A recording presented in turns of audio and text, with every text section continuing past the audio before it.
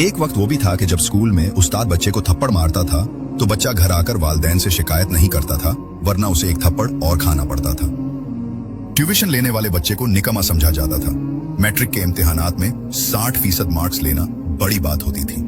जिस स्कूल में खेल का मैदान और हॉल ना हो उसे स्कूल ही नहीं समझा जाता था। स्कूल का घर के करीब होना लाजमी होता था।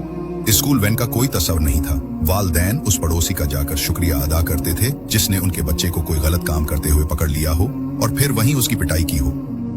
स्कूल पहले तरबियत फिर तालीम के उसूल पर काम करते थे। 5 साल की उम्र तक के बच्चों की तालीम और तरबियत की जिम्मेदारी वालिदैन की होती थी।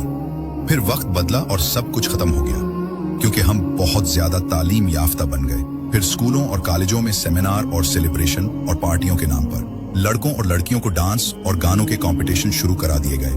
जिसने डांस और गाना अच्छा सुनाया सब उसकी वाह वाह को शुरू हो गए और उसी को आगे प्रमोट करने में शुरू हो गए। दुपट्टा सर पर ओढ़ने की बजाय गले में लिटकाना मॉडर्न कहलाना शुरू हो गया। सोशल मीडिया पर गाने की वीडियोस पर डांस करके और उस पर लिपसिंग करना बहुत ही आयला काम समझा गया और इस एक्टिंग की बड़े बड़े चैनलों ने प्रमोट करना शुरू कर दिया।